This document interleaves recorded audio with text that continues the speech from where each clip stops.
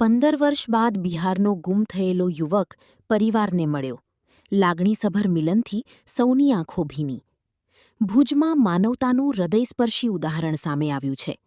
બિહારના મુઝફ્ફરપુર જિલ્લાના પીપરાળા ગામનો રહેવાસી સંજય રામ, જે 15 વર્ષની ઉંમરે ઘરેથી ગુમ થઈ ગયો હતો, તે આખરે 15 વર્ષ બાદ પોતાના પરિવાર સાથે ફરી મળી શક્યો છે. સંજય રામ વર્ષો સુધી વિવિધ રાજ્યોમાં ભટક્યા બાદ ગુજરાતના વિરમગામ સ્થિત અપના ઘર આશ્રમમાં પહોંચ્યો હતો. ત્યારબાદ ભુજ જિલ્લા કાનૂની સેવા સત્તામંડળના પેરાલીગલ વોલન્ટિયર પ્રબોધ મુનવરના માર્ગદર્શન હેઠળ સામાજિક કાર્યકર ઋતુબેન વર્માએ તેને ભુજ લાવી પાલારા સ્થિત શ્રી રામદેવ સેવા આશ્રમમાં આશ્રય અપાવ્યો. ભુજની માનસિક આરોગ્ય હોસ્પિટલમાં સારવાર મળતા તેની તબિયતમાં સુધારો થયો હતો. બિહાર પોલીસના સહયોગથી માત્ર 15 દિવસમાં તેના પરિવારનો સંપર્ક સાધવામાં સફળતા મળી. નાનો ભાઈ ભુજ પહોંચતા જ સંજય રામને તેની ઓળખી લીધો અને બંને ભાઈઓ વર્ષો બાદ ગળે મળતા હાજર લોકોની આંખો ભીની થઈ ગઈ હતી. પરિવારે જણાવ્યું કે સંજય રામના વિયોગમાં તેની માતાનું અવસાન થઈ ગયું હતું, જ્યારે સતત આઘાતના કારણે પિતાએ માનસિક સંતુલન ગુમાવી દીધું હતું.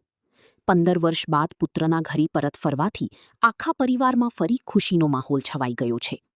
આ માનવતાભર્યા કાર્યમાં પ્રબોધ મુનવર, પૃથ્વીરાજસિંહ જાડેજા, આનંદ રાયસોની, દીપેશ શાહ, રફીક બાવા, પંકજ ગુરુવા, દિલીપ લોડાયા અને દેવેન્દ્ર જીવાણી સહિતના સેવાભાવીઓએ મહત્વની ભૂમિકા ભજવી હતી. રિપોર્ટ કરણ વાઘેલા, ભુજ.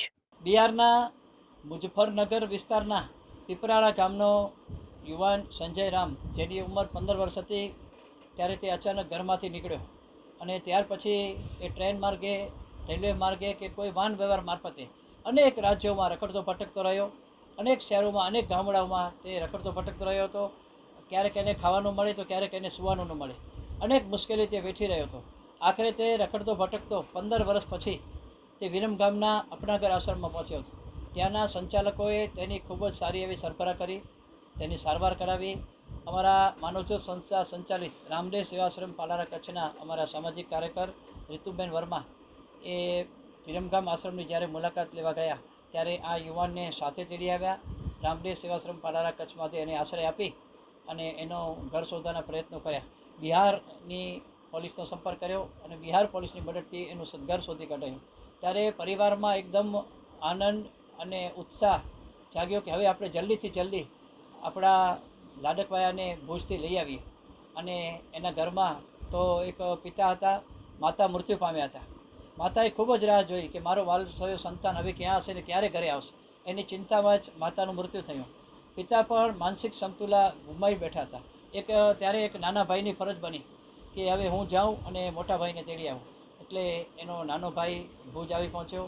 બંને ભાઈઓનું 15 વર્ષ પછી જ્યારે મિલન થયું, ત્યારે સ્વાભાવિક છે ભાવુક દ્રશ્યો સર્જાય, એકબીજાની આંખોમાં આંસુ જોવા મળે. એ લાંબા સમય પછી, એટલે કે જે ઘરેથી નીકળ્યો ત્યારે 15 વર્ષનો હતો, આજે 30 વર્ષનો થઈ અને જ્યારે પોતાના ઘરે પહોંચ્યો છે, ત્યારે માનવજ્યોત સંસ્થા પણ આનંદની લાગણી અનુભવે છે. કારણ કે આજે 15 વર્ષના વાયરા વીતી જાય અને ત્યાર પછી જે વ્યક્તિ મળે, કારણ કે પરિવારજનો આશા મૂકી દીધી હોય કે હવે આ વ્યક્તિ ક્યાંય પણ જીવતી નહીં હોય, ને અચાનક એ જીવિત હાલતમાં મળે ત્યારે સ્વાભાવિક છે કે પરિવારની જે ખુશી છે એ બમણી થઈ જાય. આજે આ યુવાન પોતાના ઘર સુધી પહોંચ્યો છે, જેનો અમને આનંદ છે. सागर लक्ष्मी एग्रीसीड्स ना एरंडा बियारण स्टार्ट ऑन. લીલા લીલા છોડવાને એરંડા ભરપૂર, સુકારામાં ટકી રહે ને ઉપજ ભરપૂર. स्टार्ट ऑन एरंडा बियारण. सागर लक्ष्मी एग्रीसीड्स ना एरंडा बियारण कॉस्मोस. લાંબી જાચેરી માળોમાં શક્તિ છે ભરપૂર, સુકારો ઓછો ને પાકે ઉપજ લખલૂટ. कॉस्मोस एरंडा बियारण.